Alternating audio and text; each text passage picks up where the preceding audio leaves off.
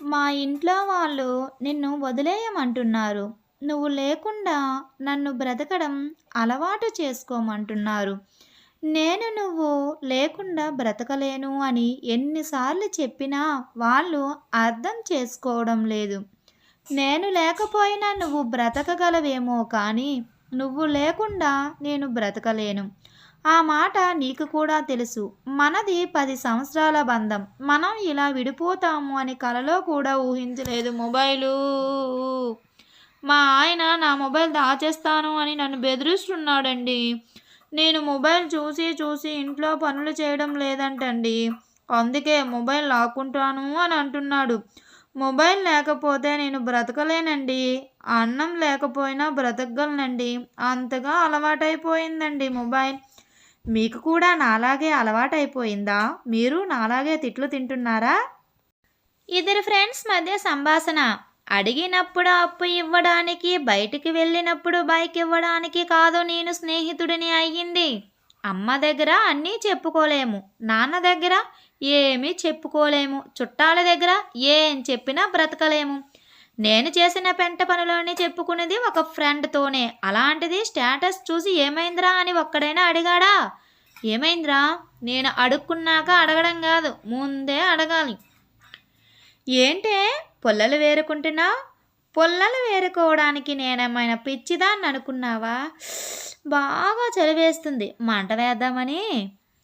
నాకు పెళ్ళి వద్దురా బాబు అని అంటే ఎవడు మన మాట వినడు. హాయిగా నచ్చినట్టు ఉండి నచ్చినప్పుడు నిద్ర నుండి లేచే నేను పెళ్ళి అనే ఒక పదం నా జీవితాన్నే మార్చేసింది. ఎలా అంటారా?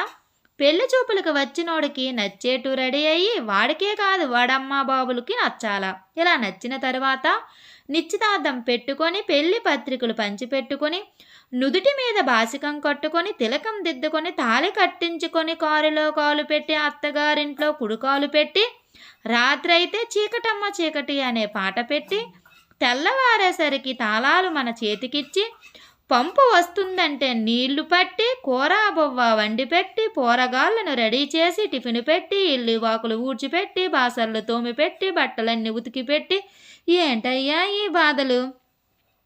మామా, అత్తమ్మకి నీకు గొడవైంది కదా, అత్తమ్మకి కోపం తగ్గిందా? మీ అత్తమ్మ ఏం చేసిందో నీకు తెలుసా? మోకాళ్ళ మీద కూర్చొని మంచం కింద ఉన్న నా దగ్గరికి వచ్చి రావయ్యా బయటికి, ఇక నిన్ను కొట్టనులే అని అంది. ఏమండి, రేపటి నుండి ఇంట్లో అన్ని పనులు నేనే చేస్తాను, మీరు ఏ పని చెయ్యొద్దు. నిజంగానా? అన్ని పనులు నువ్వే చేస్తావా? అంటే గిన్నెలు తోమడం, బట్టలు ఉతకడం, వంట చేయడం అన్ని పనులు నువ్వే చేస్తావా?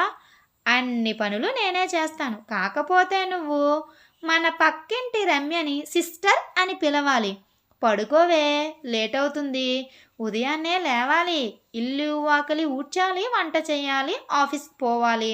నాకు టైం అవుతుంది, నేను పడుకుంటాను, good night. I love you darling. నీకు ఎవరూ దొరకలేదురా, నన్ను తగులుకున్నావు.